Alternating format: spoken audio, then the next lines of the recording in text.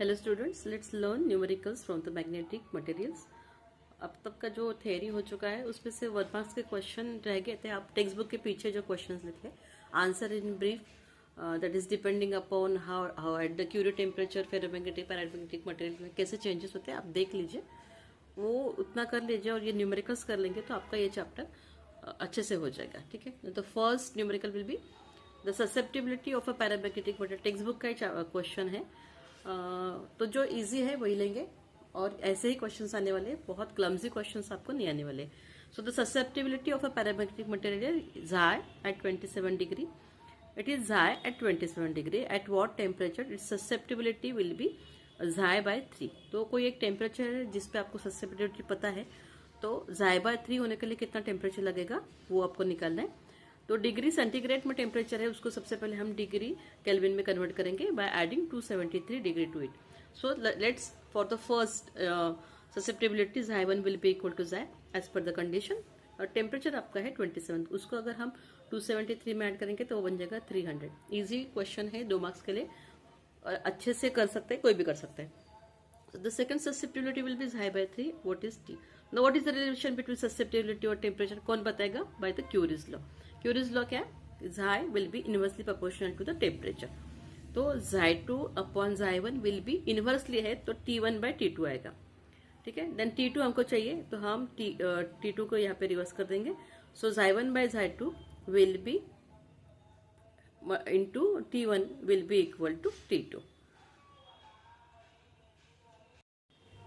सो inversely proportionality है तो उसका एक इजी बता सकते हैं हम, Xi1 T1 will be equals to Xi2 T2। ऐसे क्रॉस मल्टीप्लिकेशन करेंगे तो we need the value of T2, so T2 will be equals to Xi1 upon Xi2 into T1।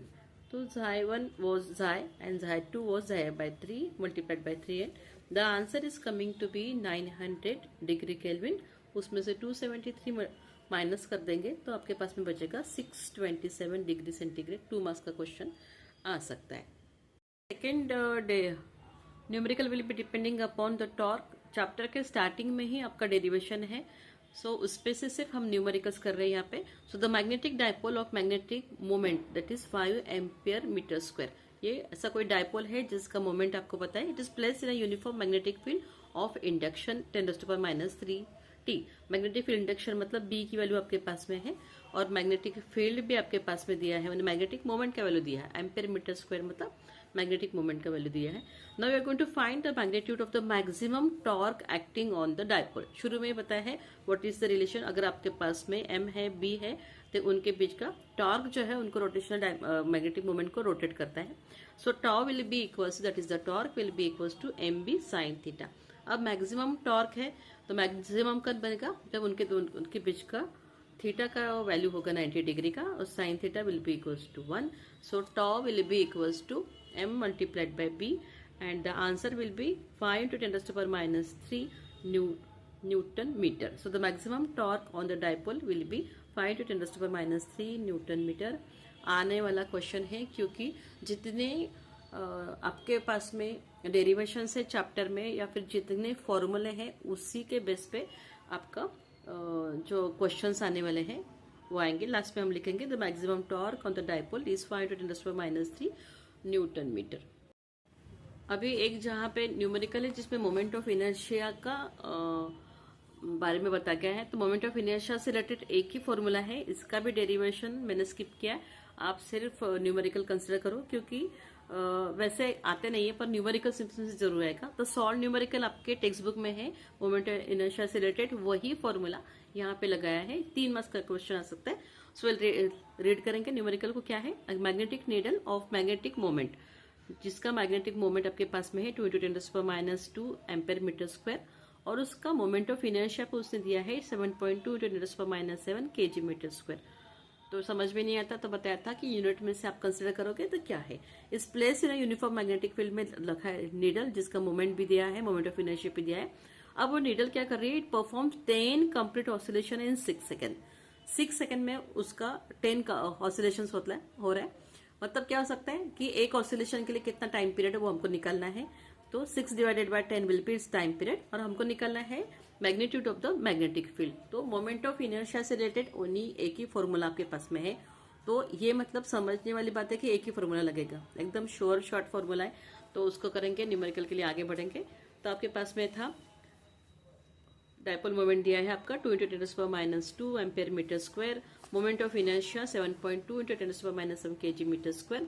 आपको चाहिए है मैग्नीट्यूड ऑफ मैग्नेटिक फील्ड, मतलब उसकी intensity, जो कि हमने पहले भी बताया था, लास्ट इसमें भी हमने बी ही निकाला था।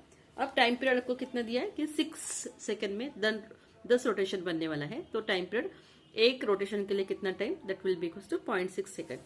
तो अब टाइम पीरियड का फॉर्मूला उन्होंने डेरिवेशन में दिया था ट्वाइस पाई ओमेगा से कंसिडर करके। So T will be equals to twice pi into √I/mb। B will be magnetic field intensity, एक एम आपका टेक्स्ट बुक में उन्होंने एम निकाला है, मैग्नेटिक डायपोल मोमेंट को निकाला है, वैसा ही फॉर्मूला यहाँ पर भी हम लगाएंगे। सो इसको स्क्वायरिंग करेंगे तो T square will be equal to 4π² and formula B की वैल्यू निकालेंगे, B will be equal to 4π²I/mt²। Putting the value जो कर सकते हैं, ऐसा प्रॉब्लम है जहाँ पे कैलकुलेशंस कम है तो आ ही सकता है। सो आंसर में देखिए 39.48 into 10⁻⁴ Tesla will be its value. So the magnitude of magnetic field will be equals to this much. तो ऐसे ही न्यूमेरिकल्स आएंगे जिसमें आपको ज्यादा कैलकुलेशंस नहीं करना है। चैप्टर में 1 मार्क्स के लिए क्या पूछा जा सकता है, तो 1 मार्क्स के लिए पूछा जाएगा कि मैग्नेटिक मोमेंट है जिसको कितने नंबर ऑफ टर्न्स है, करंट है, आए, जो सबसे पहले हमने किया था इलेक्ट्रॉन वाले, वहां पे वाला फॉर्मूला किया था। So coil has 1000 turns, each of area 0.5 meter square. What is the magnetic moment of the coil which when it is carries a current of 1 milliampere? तो एक कोई कॉइल है, जैसे अगर हम कंसिडर करेंगे कि ये आपका कॉइल है तो उसका कितने टर्न्स है, ये ऐसे कॉइल करेंगे तो उसके टर्न्स है 1000 टर्न्स है, उसमें से कोई करंट जा रहा है तो उसमें से मैग्नेटिक मोमेंट का फॉर्मूला है इट इज डायरेक्टली प्रोपोर्शनल होगा कि जितना करंट जाएगा multiplication of area multiplied by the turns. तो टर्न्स 1000, फिर उसके बाद में एम्पियर आपका 1 मिली एम्पियर का था, तो 1 मिली एम्पियर को हम पहले कन्वर्ट करेंगे एम्पियर में, that is 1 × 10⁻³ and 0.5 was the area of that coil. तो उसमें से हमारा मिलने वाला है magnetic moment 0.5 ampere metre square. Easy questions और इजी फॉर्मूला इजीली रिमेंबर कर सकते हैं। उसके बाद में आएगा एंगुलर मोमेंटम से रिलेटेड। एंगुलर मोमेंटम भी हम कर चुके हैं जब हमने ऑर्बिटल मैग्नेटिक मोमेंट है उसमें से हमने ये फॉर्मूला निकाला था, शुरू के डायरेक्शन में आप जाके देख सकते हैं। तो क्वेश्चन क्या है, an electron is an in an atoms revolve around the nucleus in orbit of radius. तो कोई इलेक्ट्रॉन है, उसके ऑर्बिट जहां घूम रहा है उसकी रेडियस उन्होंने दी है 5.3 × 10⁻11 मीटर, और उसकी स्पीड भी दी है with a speed of 3 × 10⁻6 metre per second. Calculate the angular momentum of the electron. Obviously आपको पता है कि linear momentum multiplied by the radius will be equal to the angular momentum. सारे वैल्यू लिखेंगे। अब यहाँ पे m जो आएगा मास इंटू वेलोसिटी, तो mass mv will be equal to the mass of the electron. ये भी आपके फिजिकल कांस्टेंट में लिखा होता है, mv will be equal to 9.1 × 10⁻³ kilogram. तो जो सारे फिजिकल कांस्टेंट सामने लिखे हैं वो आपको एक बार देखना है और उसी में से आपका ये न्यूमेरिकल भी आएगा। So angular momentum of the electron will be equal to linear momentum multiplied by the radius, so mev into r। So mass लिख दिया, वेलोसिटी लिख दिए एंड रेडियस भी लिख दिए। तो जो कोई भी आंसर आपका आने वाला है that is kg metre per second. So that is the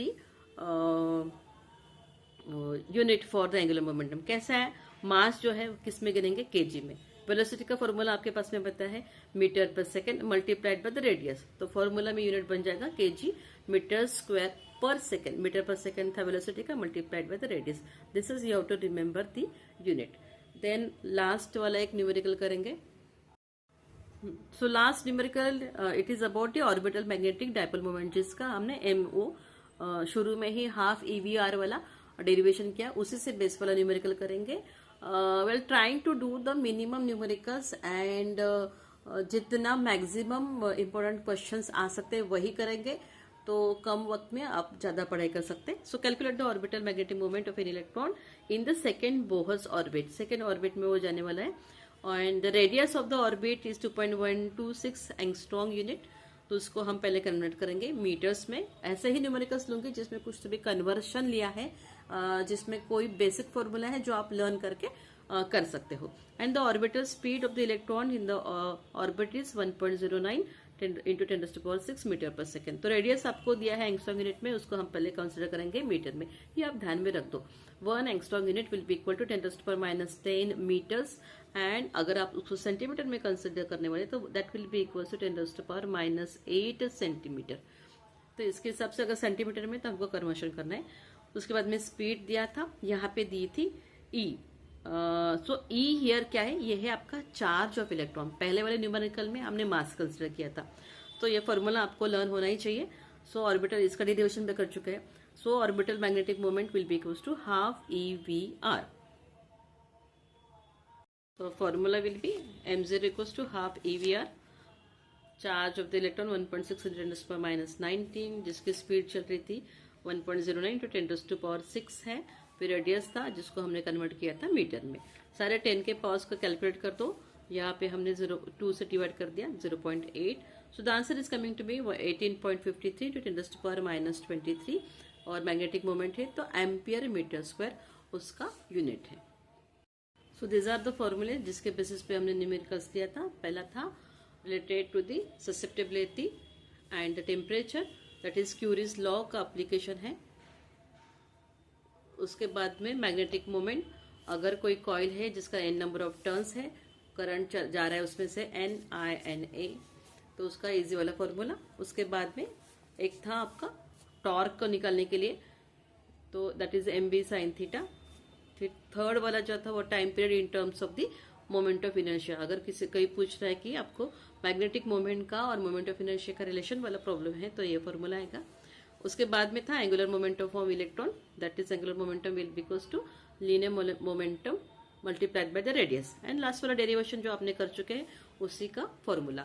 तो बस बेसिक इतने ही न्यूमेरिकल्स आप करेंगे और साथ में ही आपको करने हैं इसी से रिलेटेड जो सॉल्व न्यूमेरिकल्स जो आपको समझ सकते हैं, ताकि कम आपको बहुत ज़्यादा स्ट्रेस नहीं करना है। और जो अच्छे चैप्टर्स है जैसे रोटेशनल डायनामिक्स है, ऑसिलेशन है, सुपरपोजिशंस ऑफ वेव्स है, ये जहाँ पे हमको सब समझ में आता है, क्योंकि वहाँ पे डेरिवेशन पे है पर ज़्यादा उसमें क्लमजीनेस नहीं है, थोड़ा इजी वाला है, तो उनको आप पूरा करोगे। इसके बाद में जैसे कि कहा गया है, तो मैंने वेव ऑप्टिक्स का न्यूमेरिकल डालूंगी नेक्स्ट वाला, and then some more important chapters जो आपको बोर्ड के एग्जाम के पहले करना ही है। Thank you, keep watching and keep learning.